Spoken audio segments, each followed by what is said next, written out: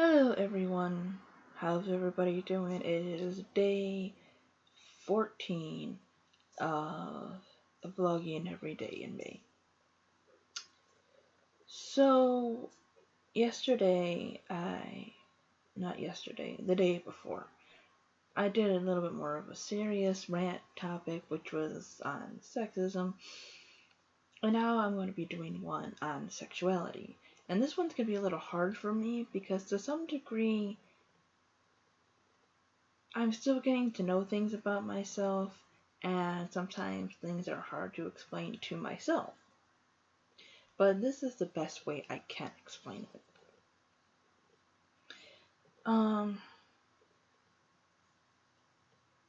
So let's just ramble on and dive right into the topic. First of all, let's go over the types of sexualities. There actually are. Because most people know straight, bi, and gay. But there's so many more than that. So, of course, we have those three. We have heterosexual, homosexual, bisexual. And then there, which of course are boy girl and girl boy. And then you have that you like both, or that you like the same sex as you. Those are the three main ones that people know of. But there are other ones that I am discovering, and I don't know a lot about them, so what I'm telling you is the knowledge that I have and the information that I have gathered. So I may be wrong on things, and feel free to correct me, and feel free to ask any questions if you're wondering if I know more, because I may miss some points that even I know. So yeah, as long as you're respectful, feel free to comment as always. But there are asexuals, demisexuals, and gray sexuals. Asexuality would be having no sexual attraction to people. They normally don't have any, from what I know, desire for sexual relationships. They're not attracted to anybody. Then there are gray sexuals, which I believe are almost like asexuals, but they can have sexual attraction, I think sometimes. I'm not totally sure on that. And then there are demisexuals, which I believe develop sexual attraction after emotional attachment. And don't forget, there are romantic things with stuff too. You can have romantic attractions to people, but not sexual ones. Like, not every asexual is a romantic. Some may fall in love with people, but they just have no desire for sexual activity. But they may find other things about them attractive, as in wanting to be with somebody. So of course there's that. And then, and mind you, there's different types, and I'm probably missing a few of them because there are so many, but these are just the ones I've been learning about. So then there is a thing which kind of not confused me, but because I do write and I'm always looking for correct English and correct grammar and everything to use, I've been kind of iffy on the terminology, and I don't want people to take offense to it. It's not that I bash your way of life or anything. It's just the wording kind of gets to me, I guess. I'm just being picky on that one. There's a thing called pansexuality. And if I had to choose a sexuality to describe myself as, I would say that I am possibly pansexual. And why I say possibly is because I've only had one relationship with obviously one man. But the way I view things, what attracts me to people, pansexuality kind of makes sense. And the way I view how I would go back into relationships and what attracts me to people, like I just said, it makes a lot more sense than straight or bisexual. So, what exactly is pansexuality? Well, it is the attraction to all genders. And this is where I kind of got, okay, there's only male and female. So no matter what, you know what I mean? Like, even if you are a transsexual and you're a guy who dresses up like a female and wants to be a female, there's still only two genders. You're a male going to a female. But that's not exactly it. Apparently, there is a difference between the sex of a person and gender. So there are two sexes, basically. But gender, how I would explain it, is more about how you identify with what you are. Somebody probably can explain it better, but that's how I get it. So I was a little confused on that. I'm like, well, how is it not bisexuality? Because even if it's male to female or female to male, there's still two. But apparently, in terminology, there's a difference between sex and gender.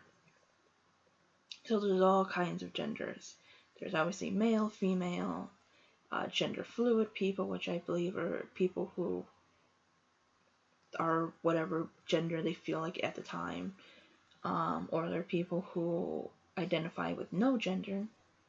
Obviously, there's male to female and female to male and transsexuals, I believe is the right term. I'm sorry if it's not, but I heard people use the word trans and everything, or transition, so I don't think it's offensive. So yeah, there's trans and gender fluid, and I'm not sure if gender fluid and gender queer are the same things. I think they are. I think they may have slight differences. But basically, a person who is pansexual is more or less attracted to personality versus gender. And as I got older, and especially when I was with my ex, and the things that he used to say, they just didn't register with me. They didn't make sense. First of all, he was just a fucking controlling psycho. And he would always question me about guys and everything. And when I said, you know, I didn't find it attractive, or I didn't find this person attractive, or I wouldn't do this, I mean, he would go on about how women will do things with guys who are not their husbands and shit because, I don't know, it's new, or there are certain things you just won't do with your boyfriend or your husband or whatever. And just like, it's so fucking ridiculous. And I think what hurt me the most is that he kept telling me that I will do these things because statistics, or however you say that word, shows that women do this, and women have these fucked up sexual fantasies and shit that he would come up with, and it was just totally off the fucking wall. And when I left him, I began to realize that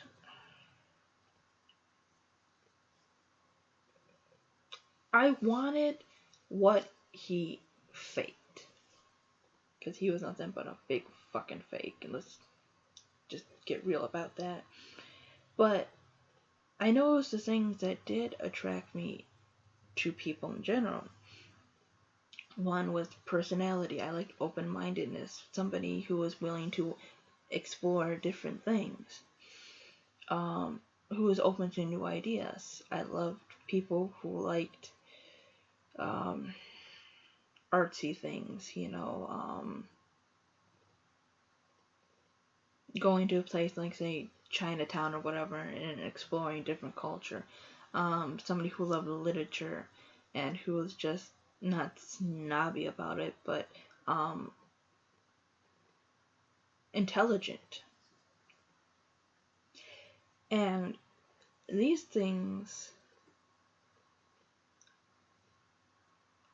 I think I've always known, but it's more confirmed now for me that personality is more attractive to me than, say, looks. I mean, I'm still human. There are still people that I find physically or aesthetically attractive.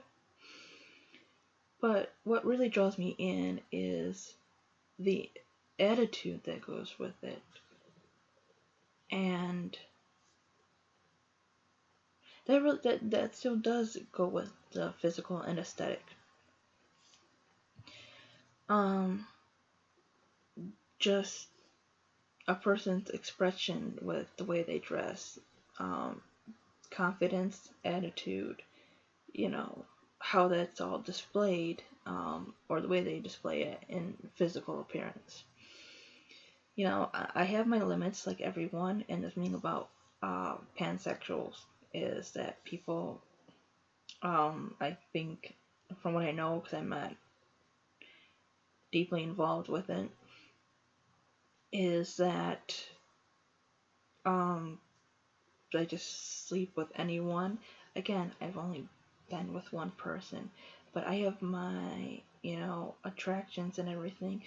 But a lot of it comes from personality.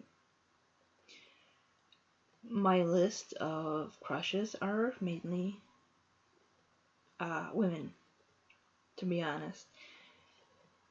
But they are mainly musicians.